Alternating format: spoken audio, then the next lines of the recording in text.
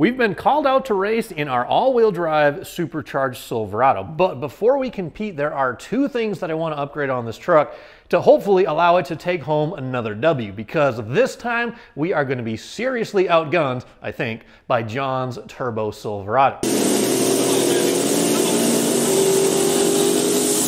So the two things that we're going to install: number one, we have a coilover front suspension conversion, and number two, we have a heavy-duty belt tensioner that'll hopefully prevent just that little bit of belt slip that I've been having ever since I installed the smaller 245 upper pulley on the LSA blower. So to accomplish both of those tasks, we'll get a nice pile of parts here that we picked up from Atomic Fab. But before I tell you about them, we got to talk to you about the sponsor of today's video, Keeps. If you've watched my channel for any amount of time, you've probably picked up on the fact that, like 2 out of 3 guys over the age of 35, I'm experiencing male pattern baldness. But I was actually lucky enough to start losing my hair in my upper 20s, but it's like gotten really out of hand over the last couple years. I kind of wish I would have known about Keeps a long time ago, because yeah, that's what we're working with, guys. Big old bald spot. My son just loves to give me a hard time about it, which is kind of funny. But I think the takeaway here is, if you don't want to look like that, you want to keep your hair, well, you need to check out Keeps. They are a subscription service that help men to keep their hair, and they offer clinically proven and doctor-recommended treatments that are specific to you.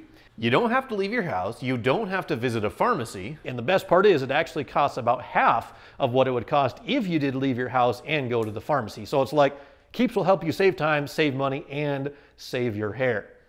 Now, most people will start to notice results in about 6 months, and they have a network of doctors and medical professionals that are available 24/7 around the clock. They are there to answer your questions and to help you reach your hair goals. So whether you're looking to prevent hair loss or to stimulate hair growth, they have something that'll work for you. And we actually have a special promotion going on right now. So if you want to save 50% off your first order, all you've got to do is visit keeps.com/LawrenceLT. That is KEEPS.com/LawrenceLT. And to make life simple for you, we even included a link down in the description below this video.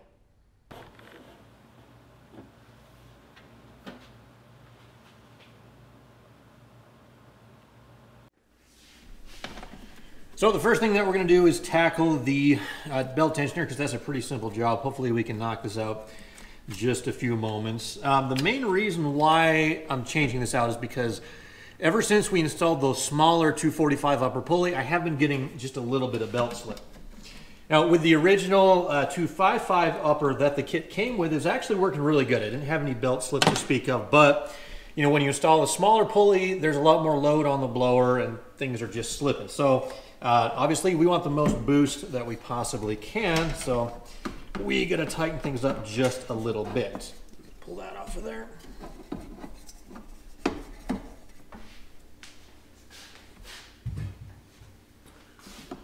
So this belt drive here uses the stock truck tensioner, and if you can see the wrench I have on here, it just like, there's hardly any pressure on there at all. So we're gonna remove that.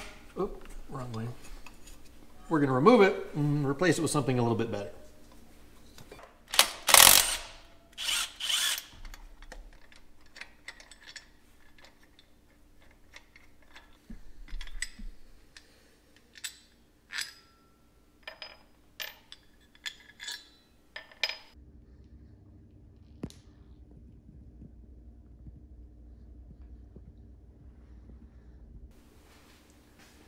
Now the replacement that we're going to be installing is from Atomic Fab Performance. It's the same guy that makes the coilover stuff you'll see in just a second.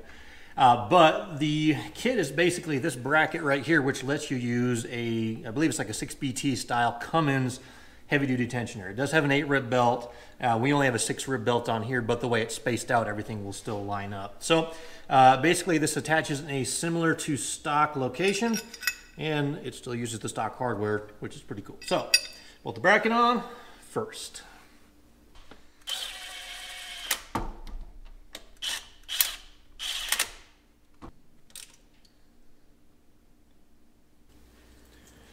So there's like, I don't know, 10 or 12 different spots where you can clock this thing, and there's just a little single stud on the back side. You saw all the holes in the bracket. So the trick is, I guess, just to kind of line this up where I think it'll work.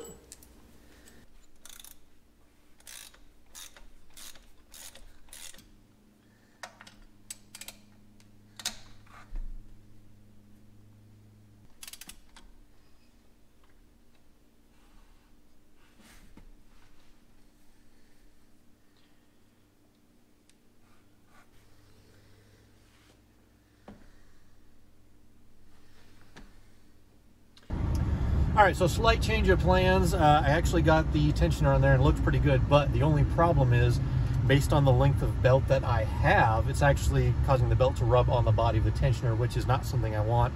I could probably grind the tensioner, but the best solution is actually just to get the right length of belt, because if I have a shorter belt, it'll roll the tensioner downhill. Only problem is O'Reilly's doesn't actually carry the Gates RPM belts that are intended for superchargers, but I can order those from Rock Auto. I just need a length. So I'm gonna go buy like 3 different belts from Rock Auto or O'Reilly's, just to get kind of the rough length that I need them to be, and then I'll order because the part numbers are the same, except the RPM belt has RPM at the end. So off to the store.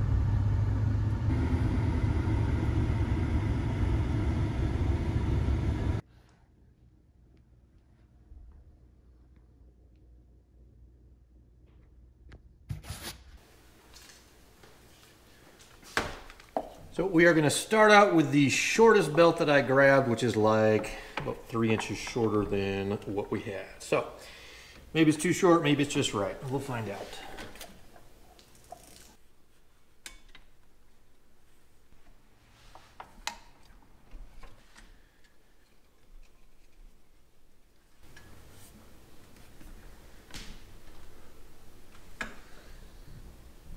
That actually might be it.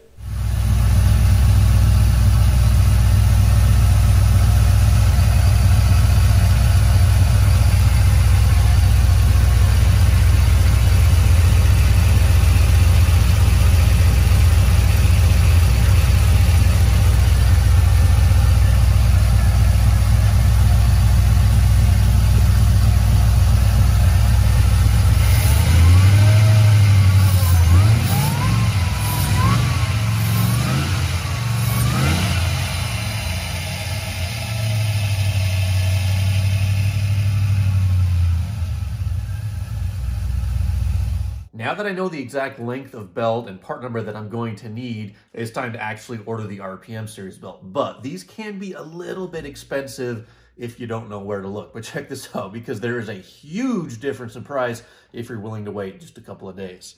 So this is O'Reilly's, and that's the belt that I need, the KO6 1005 RPM. $132, definitely on the expensive side, considering the belt that I just bought, the same exact length, is like, I think 35 or 40 bucks.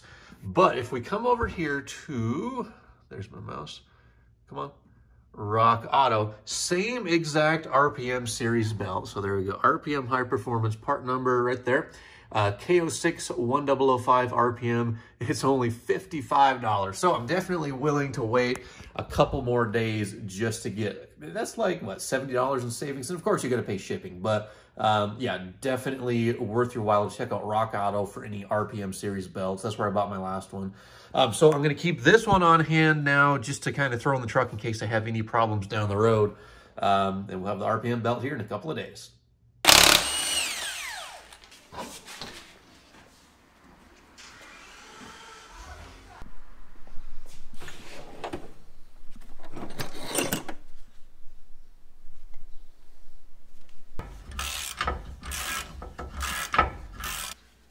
So these are GM 2500 HD torsion bar keys. I think technically they're called the purple ones because they did color code these, but you probably can't see it. Normally there's a little purple stripe of paint on there. These keys will actually lower a half-ton Silverado four-wheel drive, which is what I did with them. And there's so little tension on them, you actually do not even need an unloading tool to get the torsion bars out. So the bar is out and the spring tension is safely removed.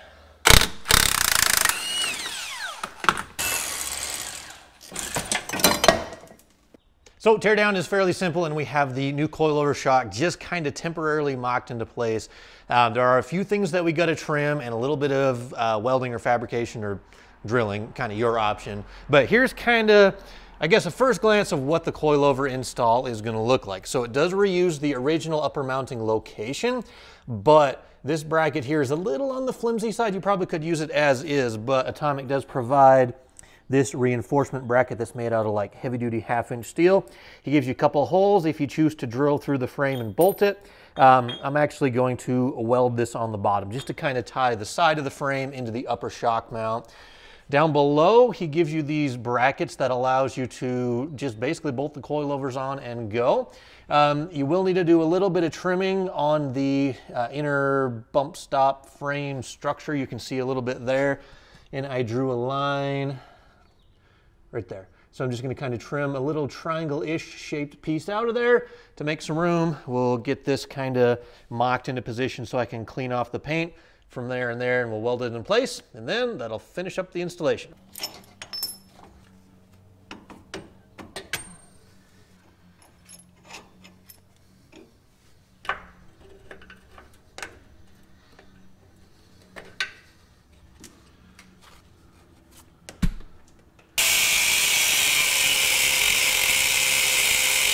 So I normally hate using a Sawzall because it's like the least precise tool I own. But in this case, I don't think I have a lot of choice. And you guys may have to move.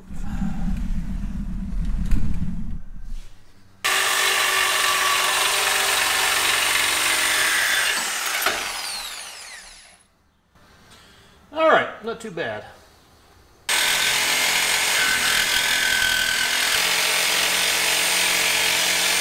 I hit Sawzall!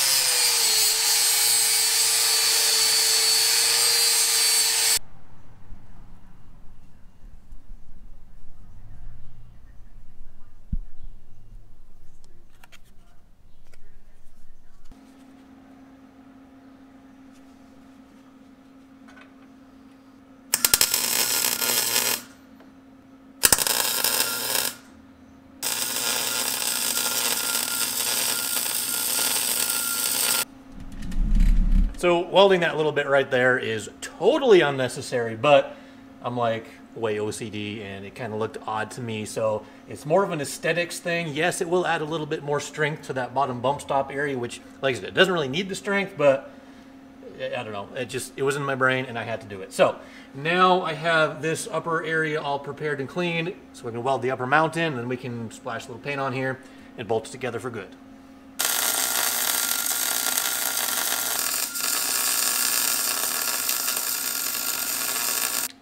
I'm embarrassed to show you guys that, but I'm going to do it anyway once it cools down.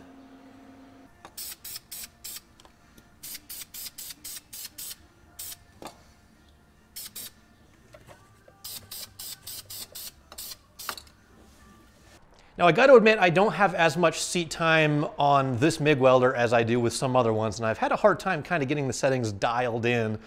But that being said, I'll show you the ugly looking weld. I'm not proud of it, but it's definitely strong enough. It's not going anywhere. I just wish it looked a little prettier. We are sandwiching like 3 different layers together of pretty thick material, which doesn't help.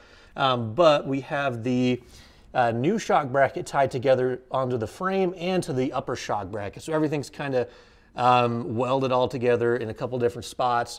Yeah, that's what it looks like. Like I said, the welds aren't the prettiest, but once you get a coat of paint on there, and the shock in front of it, you'll never be able to tell. That is the reinforcement plate that I welded on. Again, you don't have to do that, but for me, it just looks a whole lot prettier, kind of maybe like as if the factory would have done this. And it does make it a little bit stronger, even though it doesn't really need to be. So the coilover kit over here, we have, this is all from Atomic Fab. I mentioned that. It uses Viking double adjustable coilovers, just like I have on the rear, or I mean, I have shocks on the back, but there's the Viking shock, the Viking spring. This is Atomic's lower bracket that goes to the control arm.